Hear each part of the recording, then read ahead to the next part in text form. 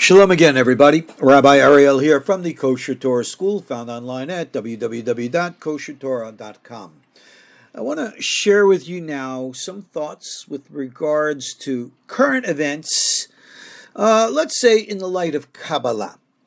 This is another essay that I've written for our KosherTorah School supporting students, and due to its message, I think it needs a wider audience, so that's why I'm recording it and bringing it out to you.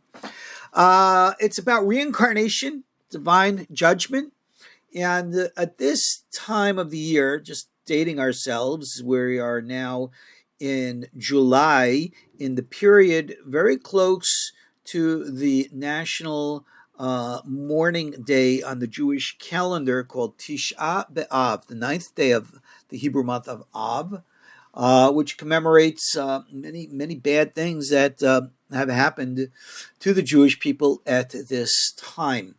And it's in that respect that I wrote this essay with a message about it. And I'd ask you to sit back, relax, listen in for the couple minutes it takes me to read it. And again, I hope that it'll give you something to think about, God be willing. Reincarnation and divine judgment, a word about Tisha B'Av. How many of you get excited about politics? Hopefully none of you do. While we all agree that politics and all other human affairs are ultimately in the hands of God, many still embrace the belief that what we think, say, and do really matters and has some kind of an effect out there in the political world. I do not believe that anyone has this kind of influence anymore. I believe that the truth is that we are all subject to forces, very human forces, that are beyond our reach, out of our sight, and who are very much in control of almost everything that we see in the public domain. Am I crazy? Perhaps. But am I wrong? I don't think so. Human affairs have repeated themselves over and over again throughout history. It seems that the same scenarios play themselves out repeatedly with only the names and the dates changing. This, I believe, is in the hands of heaven. And the fact that we have powerful, manipulative, controlling human beings from all nations, from all walks of life in charge of things, makes me wonder about the possibilities of reincarnation. Are the same people coming back over and over again to relive the same scenarios over and over again until they get it right in the eyes of God? I suspect, and maybe even fear, that this is indeed the case. Here we are in the days before the Jewish national fast day of Tisha B'Av. This day commemorates the destruction of the temple in Jerusalem, which fell around this time, not just once, but twice, separated by a period of over 650 years. Yes, history repeats itself. Now, here's my point. If indeed we are all reincarnated souls, whose mission is it to learn from the lessons from our past? The question is, how well are we learning our lessons? Take a look at modern Israel. Like so many other modern countries, with the U.S. maybe being at the top of this list, Israel is a divided and a corrupt nation. We say that the nations of the world are judged by their angelic princes, but that Israel is judged directly by God. With this thought in mind, the words of American President Thomas Jefferson come to mind, who said, "I tremble for my country when I reflect that God is just and that his justice cannot sleep forever." Israel today is repeating the same mistakes that it has in its past. Does God notice? Will heaven pass judgment? Judging from past debacles of history, I do not believe that God will just forgive everybody's horrible behavior, erase the consequences of people's actions, and magically make everything wonderful and beautiful. Yes, like in the past, there are those people today who really do believe like that. And I think that they are wrong. Dead wrong. God is patient. God is long-suffering. God's mercy and grace are eternal. But all this patience, long-suffering, mercy, and grace is directed towards those who sincerely feel remorse for everything that's going on around us.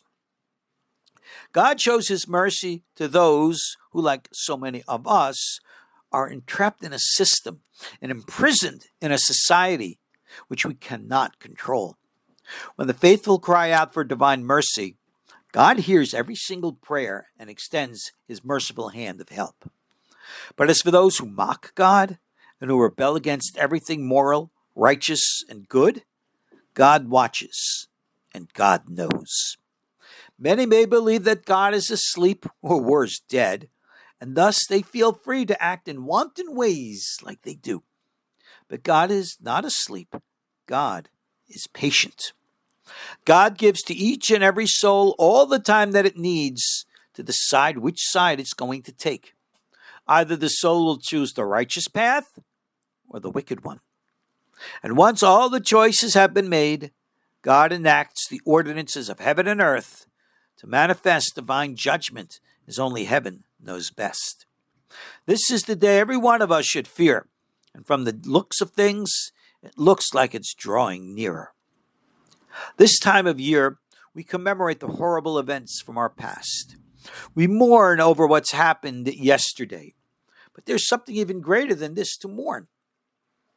We should be mourning the fact that the same blemishes of soul that led to past debacles are still with us today.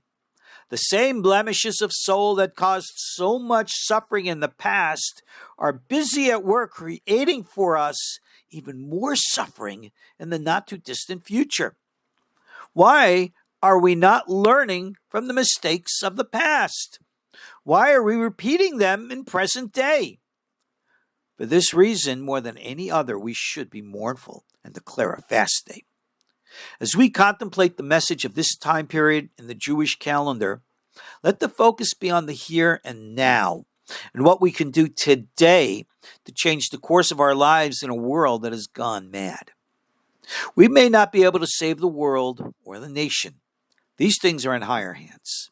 But we can do the best to save ourselves. We need a true and sincere change of heart, true submission to the way and word of God. We need to be wise and prepare for the future that we know must include divine judgment. Rosh Hashanah Judgment Day is now less than 2 months away. It is never too early to focus on the future and to prepare for it the best that one is able. May God bless us all, each and every one of us, to know the right thing to do and how to do it. Amen. My blessings with you as well. Shalom. Alrighty, guys. Short, simple, and sweet message. I hope you take it to heart and do something right with it. Now is the time for righteous and wise preparations for the future. So I want to thank you for listening. Please, if you like this, click that like button, subscribe to our YouTube channel here. And if you feel so inclined, please help support our cause and what we do here to get this message out. Thank you all for listening. God's blessings. Shalom.